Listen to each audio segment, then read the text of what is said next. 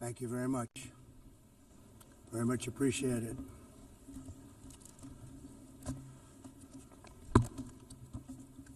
And I don't mind making this speech without a teleprompter, because the teleprompter is not working. I feel very happy to be up here with you nevertheless, and that way you speak more from the heart. I can only say that whoever's operating this teleprompter is in big trouble.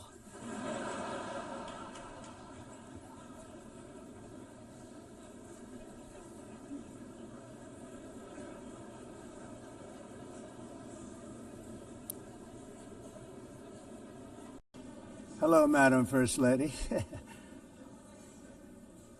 Thank you very much for being here. And Madam President, Mr. Secretary General, First Lady of the United States, distinguished delegates, ambassadors, and world leaders. 6 years have passed since I last stood in this grand hall and addressed a world that was prosperous and at peace in my first term. Since that day, the guns of war have shattered the peace I forged on 2 continents. An era of calm and stability gave way to one of the great crises of our time. And here in the United States, 4 years of weakness, lawlessness, and radicalism under the last administration delivered our nation into a repeated set of disasters. 1 year ago, our country was in deep trouble, but today, just 8 months into my administration, we are the hottest country anywhere in the world, and there is no other country even close. America is blessed with the strongest economy, the strongest borders, the strongest military, the strongest friendships, and the strongest spirit of any nation on the face of the earth. This is indeed the golden age of America. We are rapidly reversing the economic calamity we inherited from the previous administration, including ruinous price increases and record-setting inflation like we've never had before. Under my leadership, energy costs are down, gasoline prices are down, grocery prices are down, mortgage rates are down, and inflation has been defeated. The only thing that's up is the stock market, which just hit a record high. In fact, it hit a record high 48 times in the last short period of time. Growth is surging, manufacturing is booming. The stock market, as I said, is doing better than it's ever done. And all of you in this room benefit by that, almost everybody. And importantly, workers' wages are rising at the fastest pace in more than 60 years. And that's what it's all about, isn't it? In 4 years of President Biden, we had less than $1 trillion of new investment into the United States. In just 8 months since I took office, we have secured commitments and money already paid for $17 trillion. Think of it, 4 years, less than $1 trillion, 8 months, much more than $17 trillion is being invested in the United States, and it's now pouring in from all parts of the world. We've implemented the largest tax cuts in American history and the largest regulation cuts in American history, making this once and again the best country on earth to do business. And many of the people in this room are investing in America, and it's turned out to be an awfully good investment during this 8-month period. In my first term, I built the greatest economy in the history of the world. We had the best economy ever, history of the world. And I'm doing the same thing again, but this time it's actually much bigger and even better. The numbers far surpass my record-setting first term. On our southern border, we have successfully repelled a colossal invasion. And for the last 4 months, and that's 4 months in a row, the number of illegal aliens admitted and entering our country has been 0. Hard to believe. because if you look back just a year ago, it was millions and millions of people pouring in from all over the world, from prisons, from mental institutions, drug dealers. All over the world they came. They just poured into our country with the ridiculous open border policy of the Biden administration. Our message is very simple. If you come illegally into the United States, you're going to jail, or you're going back to where you came from, or perhaps even further than that. You know what that means. I want to thank the country of El Salvador for the successful and professional job they've done in receiving and jailing so many criminals that entered our country. And it was under the previous administration that the number became record-setting, and they're all being taken out. They have no choice. And other countries have no choice, because other countries are in the exact same situation with immigration.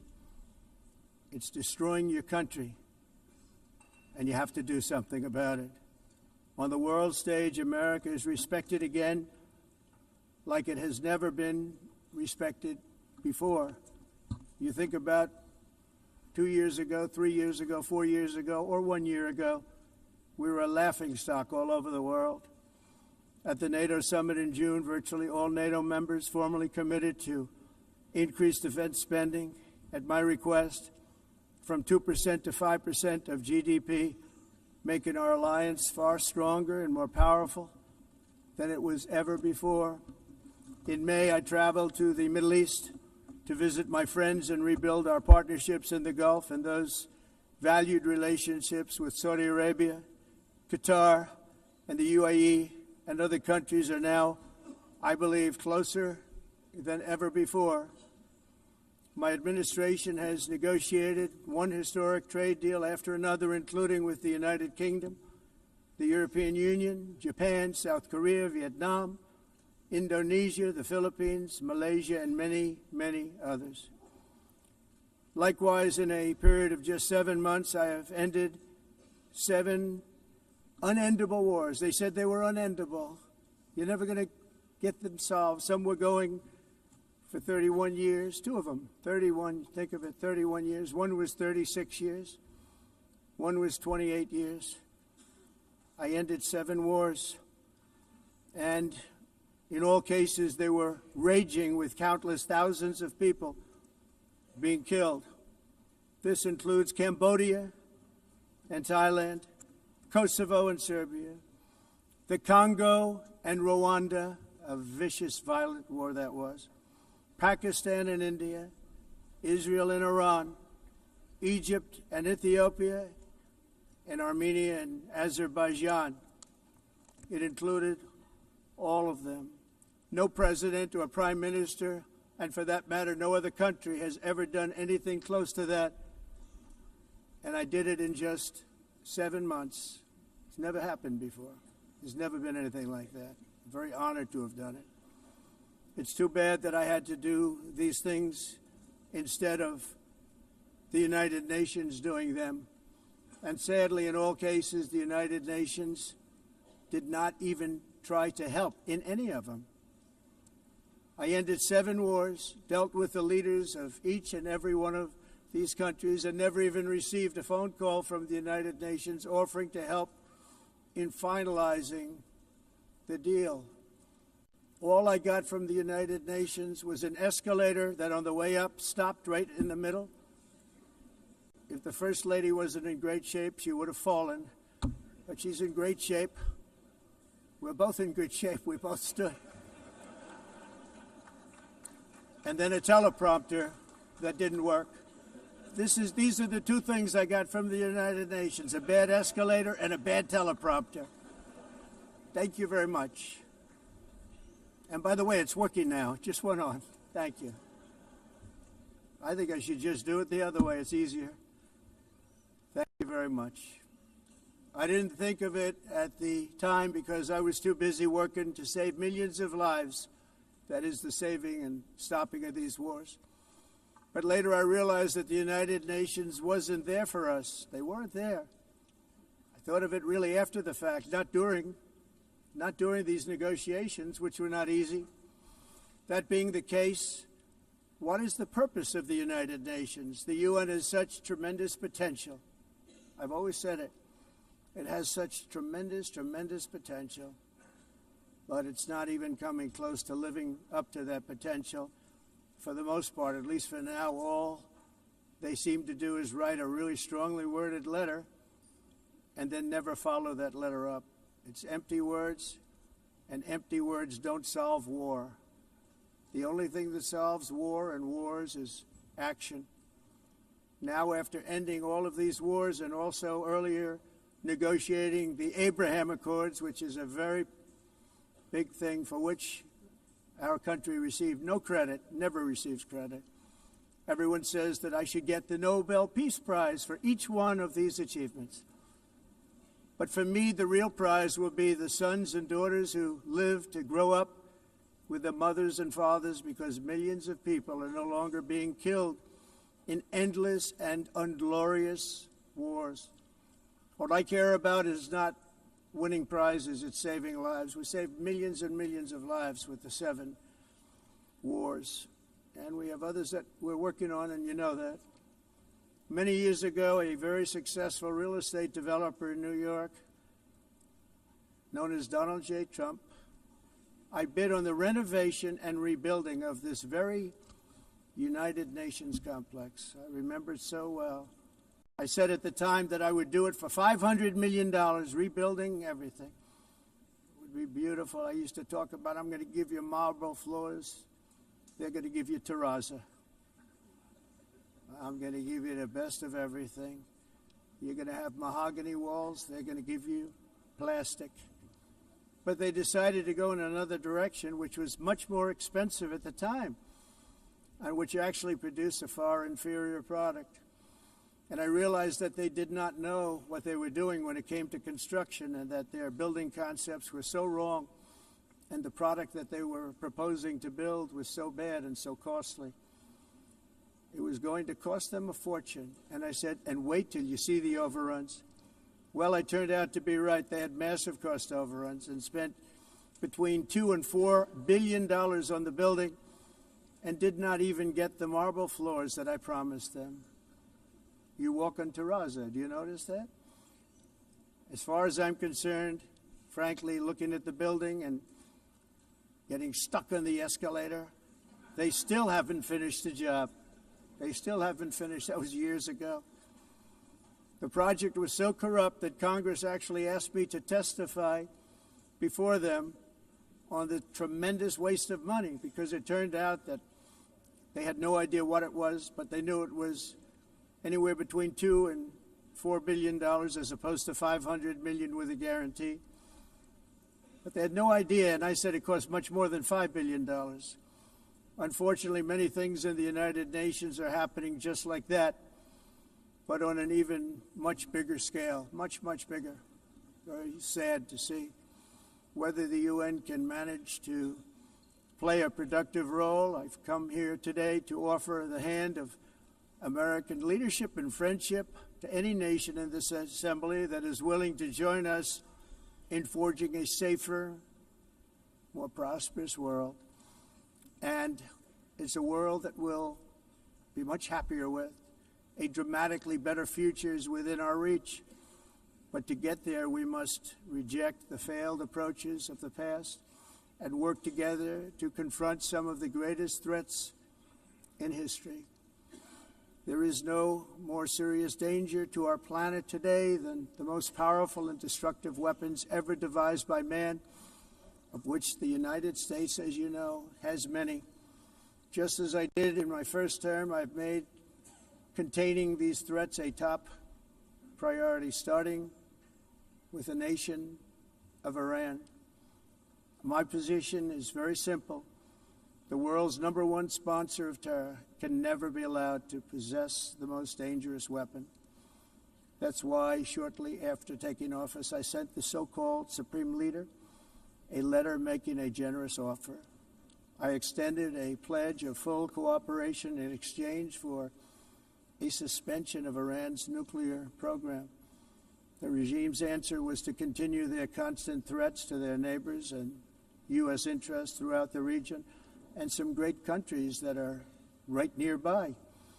Today, many of Iran's former military commanders, in fact, I can say almost all of them, are no longer with us. They're dead. And 3 months ago, in Operation Midnight Hammer, 7 American B-2 bombers dropped the 14 30,000-pound each bombs on Iran's key nuclear facilities, totally obliterating everything. No other country on earth could have done what we did. No other country has the equipment to do what we did. We have the greatest weapons on earth. We hate to use them. But we did something that for 22 years people wanted to do.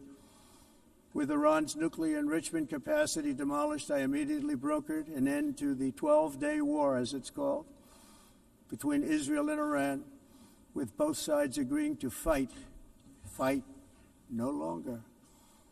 As everyone knows, I have also been deeply engaged in seeking a ceasefire in Gaza. Have to get that done. Have to get it done. Unfortunately, Hamas has repeatedly rejected reasonable offers to make peace. We can't forget October 7th, can we? Now, as if to encourage continued conflict, some of this body is seeking to unilaterally recognize a Palestinian state. The rewards would be too great for Hamas terrorists for their atrocities. This would be a reward for these horrible atrocities, including October 7th, even while they refuse to release the hostages or accept a ceasefire. Instead of giving to Hamas and giving so much, because they've taken so much, this could have been solved so long ago. But instead of giving in to Hamas's ransom demands, those who want peace should be united with one message: release the hostages now. Just release the hostages now.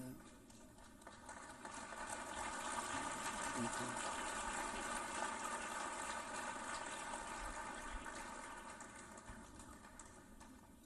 Thank you. As we have got to come together, and we will come together, got to get it done. We have to stop the war in Gaza immediately. We have to stop it. We have to get it done. We have to negotiate, immediately have to negotiate peace. We got to get the hostages back. We want all 20 back. We don't want 2 and 4. As you know, I got, along with Steve Witkoff and others that helped us, Marco Rubio, we got most of them back. We were involved in all of them. But I always said the last 20 are going to be the hardest, and that's exactly what happened. We have to get them back now. We don't want to get back 2, and then another 2, and then 1, and then 3, have this process. No, we want them all back, and we want the actually 38 dead bodies back too. Those parents came to me, and they want them back, and they want them back very quickly and very badly, as though they were alive. They want them. They want them every bit as much as if their son or daughter were alive.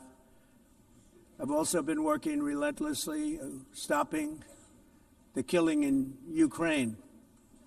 I thought that would be, of the 7 wars that I stopped, I thought that would be the easiest because of my relationship with President Putin, which had always been a good one. I thought that was going to be the easiest one. But, you know, in war, you never know what's going to happen. There are always lots of surprises, both good and bad. Everyone thought Russia would win this war in 3 days, but it didn't work out that way. It was supposed to be just a quick little skirmish. It's not making Russia look good. It's making them look bad.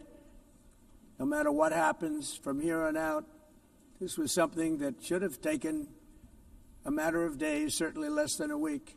And they've been fighting for 3.5 years and killing anywhere from 5,000 to 7,000 young soldiers, mostly soldiers, on both sides, every single week, from 5,000 to 7,000 dead young people, and some in cities, much smaller numbers, where rockets are shot, where drones are dropped. This war would never have started if I were president. This was a war that should have never happened. It shows you what leadership is, what bad leadership can do to a country. Look what happened to the United States, and look where we are right now in just a short period of time. The only question now is how many more lives will be needlessly lost on both sides. China and India are the primary funders of the ongoing war by continuing to purchase Russian oil. But inexcusably, even NATO countries have not cut off much Russian energy and Russian energy products, which, as you know, I found out about 2 weeks ago, and I wasn't happy. Think of it. They're funding the war against themselves. Who the hell ever heard of that one? In the event that Russia is not ready to make a deal to end the war, then the United States is fully prepared to impose a very strong round of powerful tariffs, which would stop the bloodshed, I believe, very quickly. But for those tariffs to be effective, European nations, all of you are gathered here right now, would have to join us in adopting the exact same measures. I mean, you're much closer to this. We have an ocean in between. You're right there. And Europe has to step it up. They can't be doing what they're doing. They're buying oil and gas from Russia while they're fighting Russia. It's embarrassing to them, and it was very embarrassing to them when I found out about it, I can tell you that. They have to immediately cease all energy purchases from Russia. Otherwise, we're all wasting a lot of time. So I'm ready to discuss this. We're going to discuss it today with the European nations, all gathered here. I'm sure they're thrilled to hear me speak about it, but that's the way it is. I like to speak my mind and speak the truth. As we seek to reduce the threat of dangerous weapons today, I'm also calling on every nation to join us in ending the development of biological weapons once and for all. And biological is terrible, and nuclear is even beyond, and we include nuclear in that. We want to have a cessation of the development of nuclear weapons. We know, and I get to view it all the time. Sir, would you like to see? And I look at weapons that are so powerful that we just can't ever use them. If we ever use them, the world literally might come to an end. There would be no United Nations to be talking about. There would be no nothing. Just a few years ago, reckless experiments overseas gave us a devastating global pandemic. Yet despite that worldwide catastrophe, many countries are continuing extremely risky research into bioweapons and man-made pathogens. This is unbelievably dangerous. To prevent potential disasters, I'm announcing today that my administration will lead an international effort to enforce biological weapons convention, which is going to be meeting with the top leaders of the world by pioneering an AI verification system that everyone can trust. Hopefully the UN can play a constructive role, and it will also be one of the early projects under AI. Let's see how good it is, because a lot of people are saying it could be one of the great things ever, but it also can be dangerous, but it could be put to tremendous use and tremendous good, and this would be an example of that. Not only is the UN not solving the problems it should, too often, it's actually creating new problems for us to solve. The best example is the #1 political issue of our time, the crisis of uncontrolled migration. It's uncontrolled. Your countries are being ruined. The United Nations is funding an assault on Western countries and their borders. In 2024, the UN budgeted $372 million in cash assistance to support an estimated 624,000 migrants journeying into the United States. Think of that. The UN is supporting people that are illegally coming into the United States, and then we have to get them out. The UN also provided food, shelter, transportation, and debit cards to illegal aliens. Can you believe that? On the way to infiltrate our southern border. Millions of people came through that southern border. Just a year ago, millions and millions of people were pouring in, 25 million altogether over the 4 years of the incompetent Biden administration. And now we have it stopped, totally stopped. In fact, they're not even coming anymore because they know they can't get through. But what took place is totally unacceptable. The UN is supposed to stop invasions, not create them and not finance them. In the United States, we reject the idea that mass numbers of people from foreign lands can be permitted to travel halfway around the world, trample our borders, violate our sovereignty, cause unmitigated crime, and deplete our social safety net. We have reasserted that America belongs to the American people, and I encourage all countries to take their own stand in defense of their citizens as well.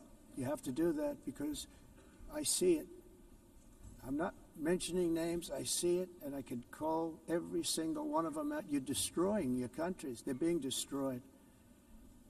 Europe is in serious trouble. They've been invaded by a force of illegal aliens like nobody's ever seen before. Illegal aliens are pouring into Europe. Nobody has ever, and nobody's doing anything to change it, to get them out. It's not sustainable. And because they choose to be politically correct, they're doing just absolutely nothing about it.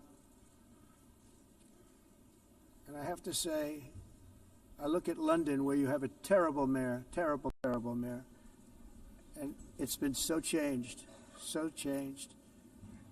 Now they want to go to Sharia law, but you're in a different country. You can't do that. Both the immigration and their suicidal energy ideas will be the death of Western Europe if something is not done immediately. This cannot be sustained. What makes the world so beautiful is that each country is unique.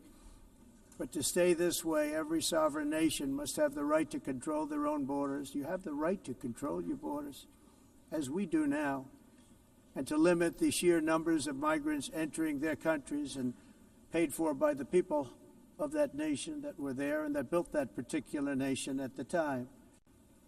They put their blood, sweat, tears, money into that country, and now they're being ruined. Proud nations must be allowed to protect their communities and prevent their societies from being overwhelmed by people they have never seen before, with different customs, religions, with different everything. Where migrants have violated laws, lodged false asylum claims, or claimed refugee status for illegitimate reasons, they should, in many cases, be immediately sent home. And while we will always have a big heart for places and people that are struggling and truly compassionate, answers will be given. We have to solve the problem, and we have to solve it in their countries, not create new problems in our countries. And we are very helpful to a lot of countries that are just not able to send their people anymore. They used to send them to us in caravans of 25,000, 30,000 people each. These massive caravans of people pouring into our country, totally unchecked and unvetted. But not anymore. According to the Council of Europe, in 2024, almost 50% of inmates in German prisons were foreign nationals or migrants. In Austria, the number was 53% of the people in prisons were from places that weren't from where they are now. In Greece, the number was 54%, and in Switzerland, beautiful Switzerland, 72% of the people in prisons are from outside of Switzerland. When your prisons are filled with so-called asylum seekers who repaid kindness, and that's what they did, they repaid kindness with crime, it's time to end the failed experiment of open borders. You have to end it now. See, I can tell you, I'm really good at this stuff. Your countries are going to hell. In America, we've taken bold action to swiftly shut down uncontrolled migration. Once we started detaining and deporting everyone who crossed the border and removing illegal aliens from the United States, they simply stopped coming. They're not coming anymore. We're getting a lot of credit, but they're not coming anymore. This was a humanitarian act for all involved, because on the trips up, thousands of people a week were dying.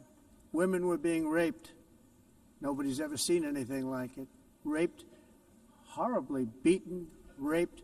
On the trip up, the journey up, it was a long walk. It was a long, arduous journey, indeed.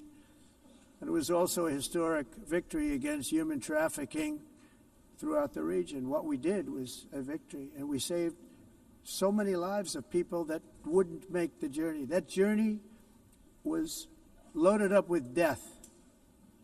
loaded up with death. Dead bodies all along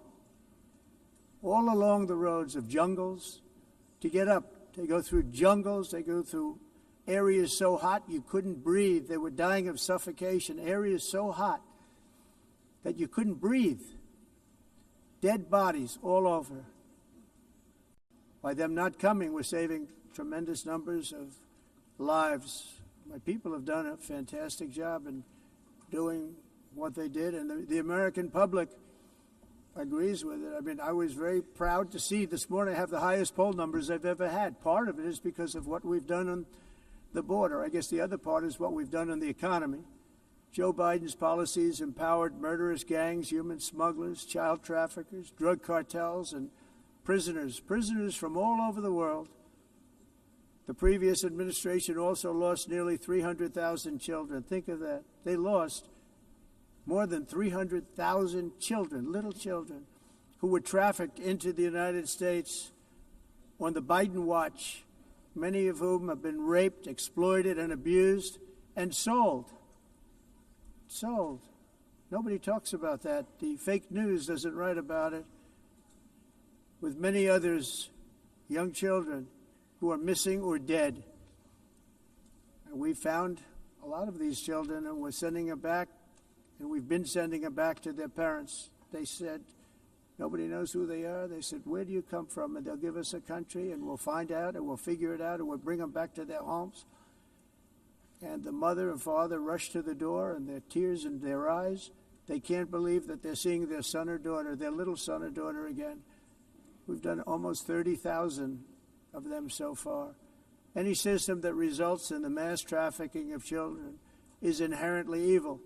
Yet that is exactly what the globalist migration agenda has done, and it's what it's all about.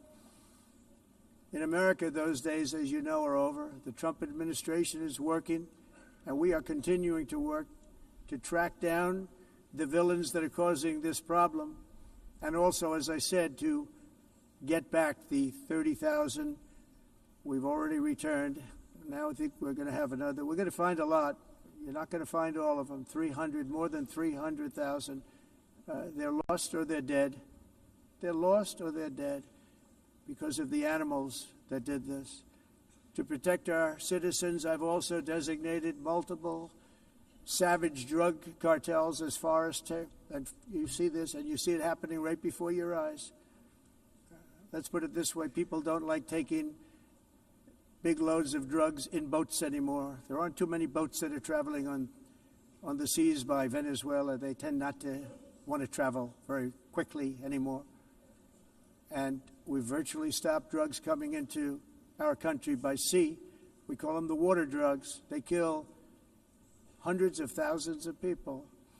I've also designated multiple savage drug cartels as far as foreign terrorist organizations, along with two bloodthirsty transnational gangs, probably the worst gangs anywhere in the world, MS-13 and Tren de Aragua.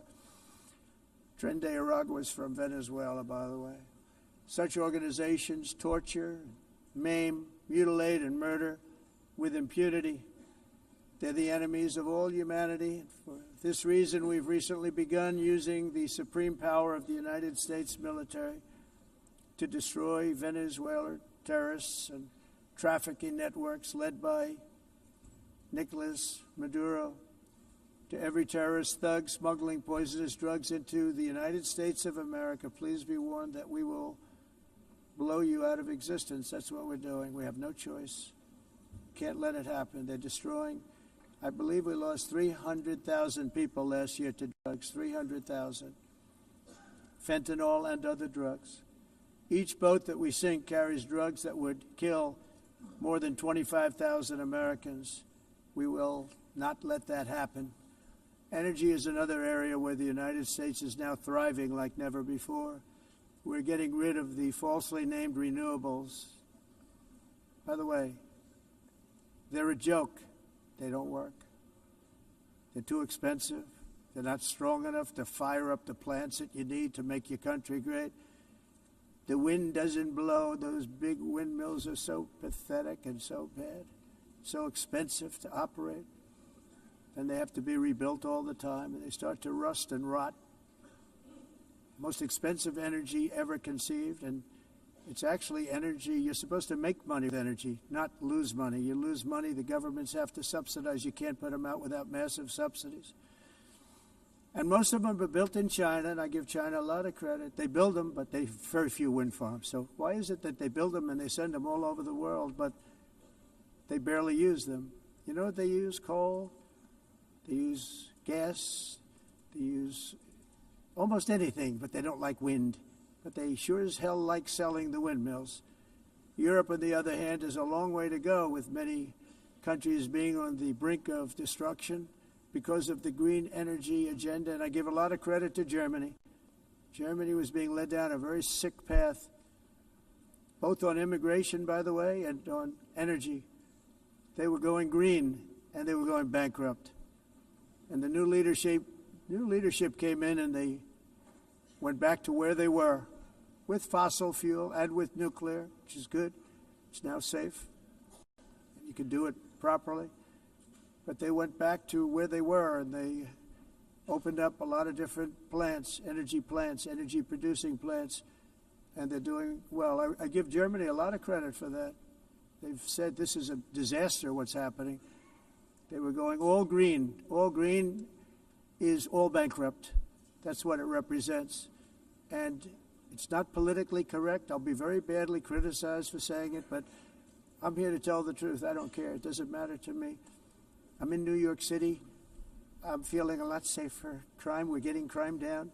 And by the way, speaking of crime, Washington, D.C. Washington, D.C. was the crime capital of America. Now it's a totally, after 12 days, it's a totally safe city. Everyone's going out to dinner. They're going out to restaurants. Your wife can walk down the middle of the street with or without you. Nothing's going to happen. My people have done a fantastic job. And yes, I called in the National Guard, and the National Guard took care of business, and they weren't politically correct, but they took care of business. We got 1,700 career criminals out, brought them back to where they came from, the countries where they came from, or put them in jails. Washington, D.C. is now a totally safe city again, and I welcome you to come. In fact, we'll have dinner together at a local restaurant, and we'll be able to walk. We don't have to go by an armor-plated vehicle. We'll walk right over there from the White House.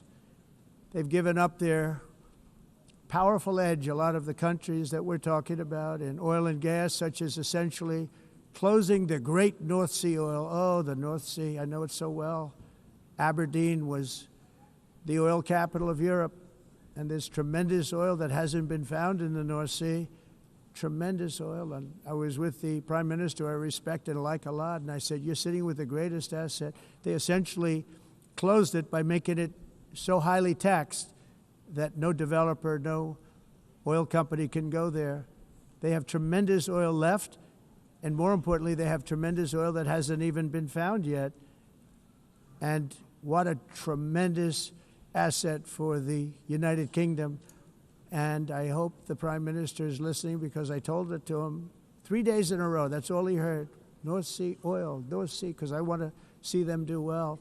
I want to stop seeing them ruining that beautiful Scottish and English countryside with windmills and massive solar panels that go 7 miles by 7 miles, taking away farmland. But we're not letting this happen in America. In 1982, the executive director of the United Nations Environmental Program predicted that by the year 2000, climate change would cause a global catastrophe. He said that it will be irreversible, as any nuclear holocaust would be. This is what they said at the United Nations. What happened? Here we are. Another UN official stated in 1989 that within a decade, entire nations could be wiped off the map by global warming. Not happening.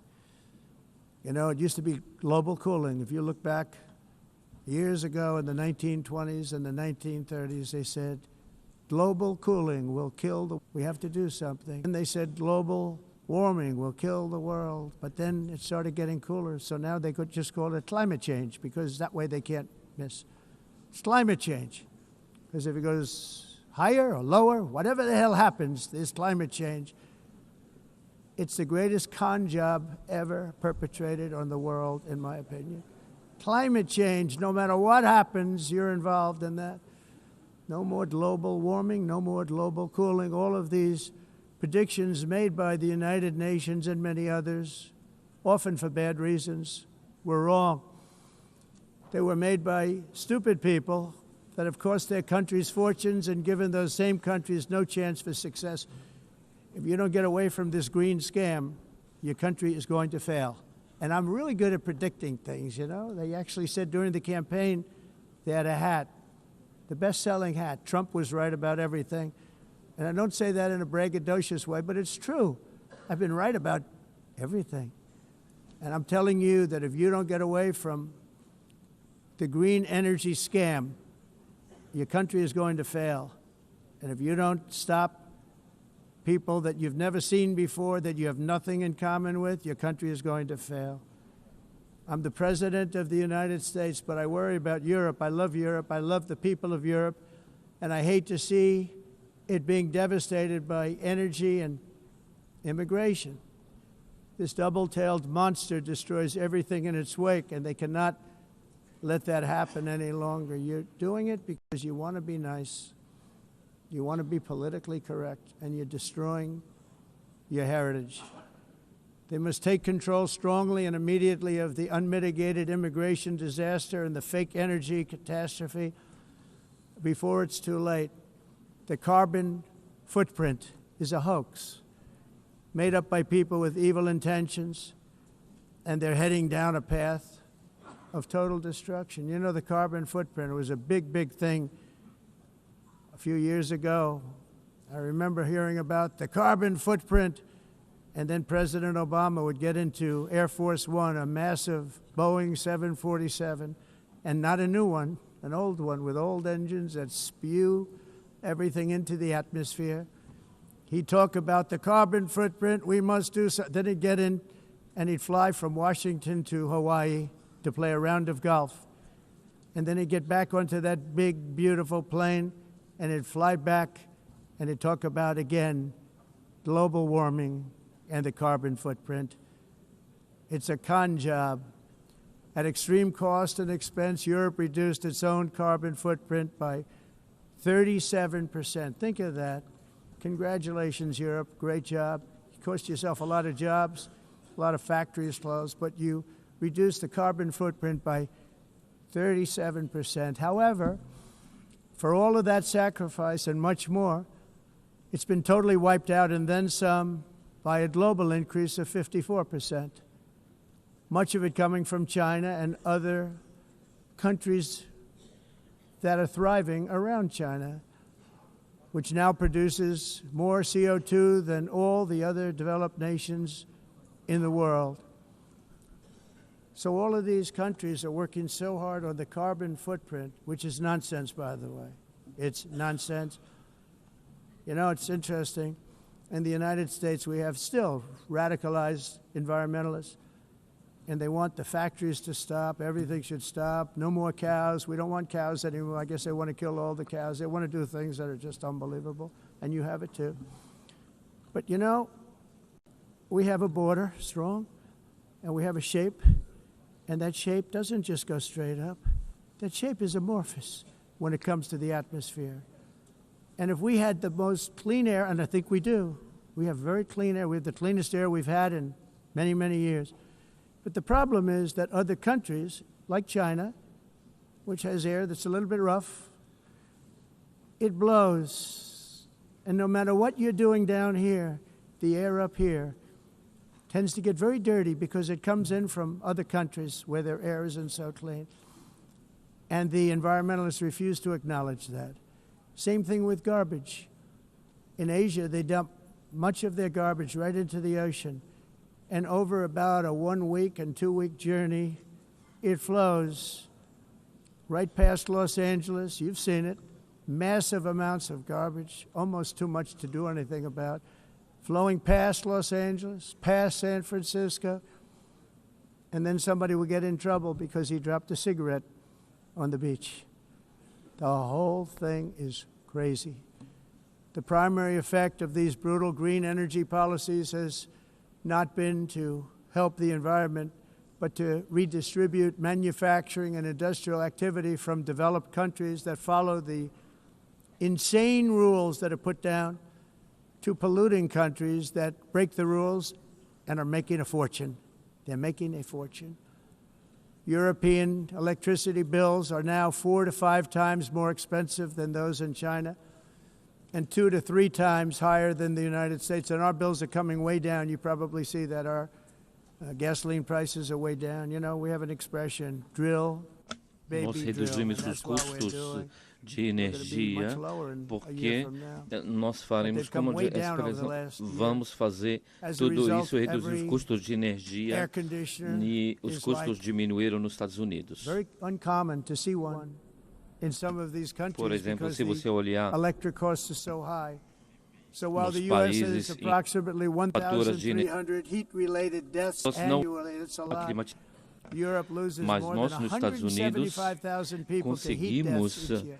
Because the costs are so usar expensive, you eles can't e turn on an air evitar conditioner. What is that all about? That's aumento not da Europe. temperatura, That's not the Europe porque é that I muito love caro and know. também usar All nada in the e name ninguém of usa pretending to stop the global tudo isso. warming hoax. The entire globalist a concept of asking successful industrialized nations to inflict Esse pain on agenda themselves mundialista não and tem nenhum radically sentido. disrupt their entire societies must be rejected País completely and totally, and it must be immediate. That's why in America I withdrew from the fake Paris Climate Accord, where, by the way, America was paying so much more than every country. Others weren't paying. China didn't have to pay until 2030. Russia was given an old standard that was easy to meet, a 1990 standard. But for the United States, we're supposed to pay like $1 trillion. And I said, this is another scam. The fact is, the United States has been taken advantage of by the world for many, many years, but not any longer, as you probably noticed. I unleashed massive energy production and signed historic executive orders to hunt for oil, but we don't have to do much hunting because we have the most oil of any nation anywhere, oil and gas in the world. And if you add coal, we have the most of any nation in the world. Clean, I call it clean, beautiful coal. You can do things today with coal that you couldn't have done 10 years ago, 15 years. So I have a little standing order in the White House. Never use the word coal, only use the words clean, beautiful coal. Sounds much better, doesn't it? But we stand ready to provide any country with abundant, affordable energy supplies if you need them, when most of you do. We're proudly exporting energy all over the world. We're now the largest exporter. In the United States, we want trade and robust commerce with all nations, everybody. We want to help nations. We're going to help nations. But it must also be fair and reciprocal. The challenge with trade is much the same with climate. The countries that followed the rules, all their factories have been plundered. It's really sad to watch. They've been broken. They've been broken by countries that broke the rules. That's why the United States is now applying tariffs to other countries, and much as these tariffs were for many years applied to us, uncontrollably applied to us. We've used tariffs as a defense mechanism under the Trump administration, including my first term, where hundreds of billions of dollars in tariffs were taken in. And by the way, we had the lowest inflation, and now we have very low inflation. The only thing different is that we have hundreds of billions of dollars flowing into our country. But this is how we will ensure that the system works for everyone and is sustainable into the future. We're also using tariffs to defend our sovereignty and security throughout the world, including against nations that have taken advantage of former U.S. administrations for decades, including the most corrupt, incompetent administration in history, the sleepy Joe Biden administration. Brazil now faces major tariffs in response to its unprecedented efforts to interfere in the rights and freedoms of our American citizens and others, with censorship, repression, weaponization, judicial corruption, and targeting of political critics in the United States. I have a little problem saying this because I must tell you, I was walking in and the leader of Brazil was walking out. We saw him and I saw him, he saw me, and we embraced. And then I'm saying, can you believe I'm going to be saying this in just 2 minutes? But we actually agreed that we would meet next week. We didn't have much time to talk, like about 20 seconds. They were in retrospect, I'm glad I waited because this thing didn't work out too well. But we did talk. We had a good talk, and we agreed to meet next week, if that's of interest. But he seemed like a very nice man, actually. He liked me, I liked him. But if you, and I only do business with people I like.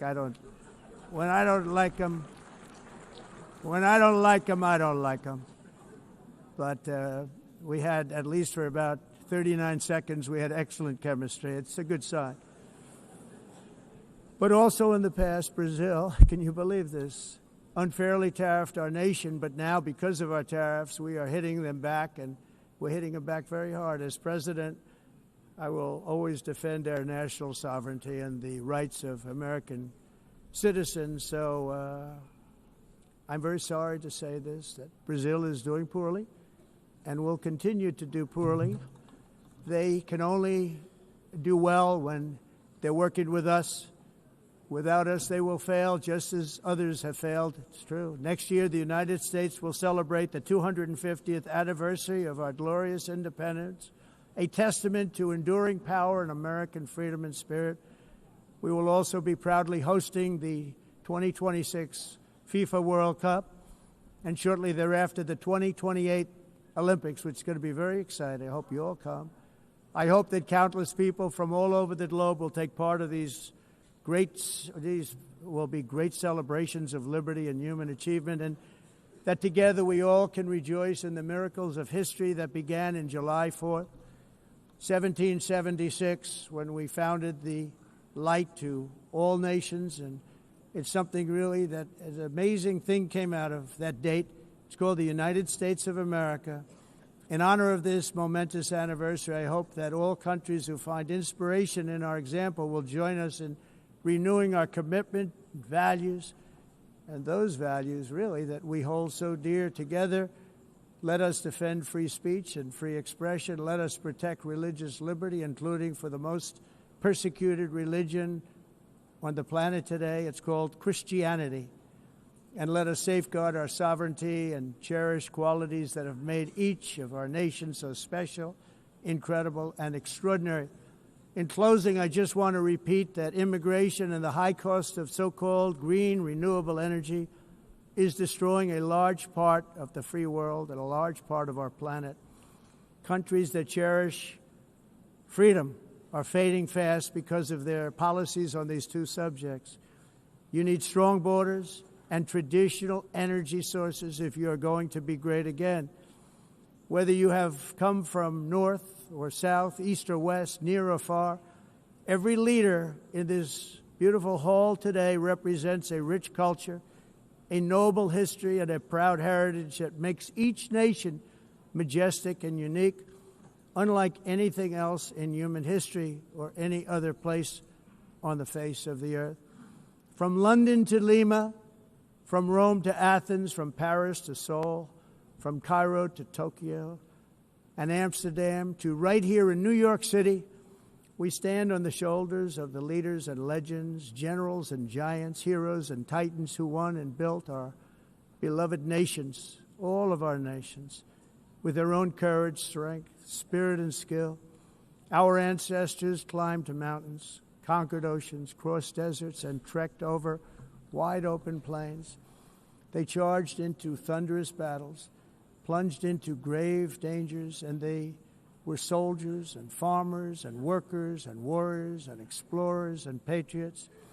They built towns into cities, tribes into kingdoms, ideas into industries, and small islands into mighty empires. You're a part of all of that. They were champions for their people who never gave up and who never, ever gave in. Their values defined our national identities. Their visions forged our magnificent destiny. Everybody in this room is a part of it in your own way.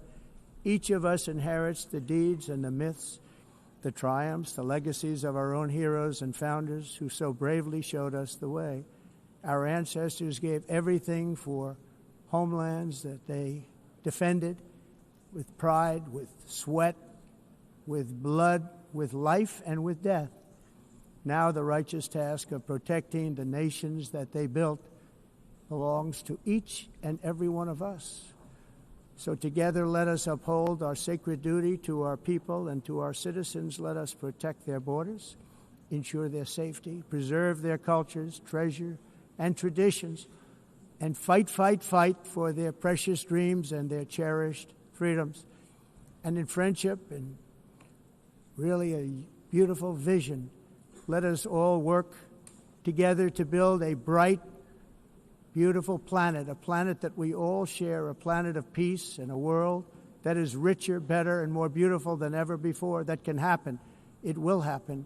It will happen, and I hope it can happen and start right now, right at this moment. We'll turn it around. We're going to make our countries better, safer, more beautiful.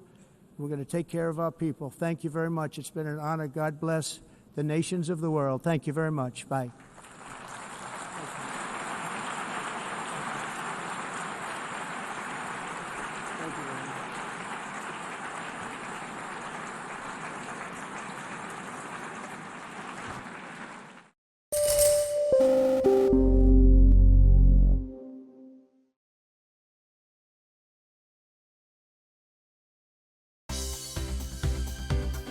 For more news and updates, all you need to do is follow CNBC TV 18 on all of our digital platforms.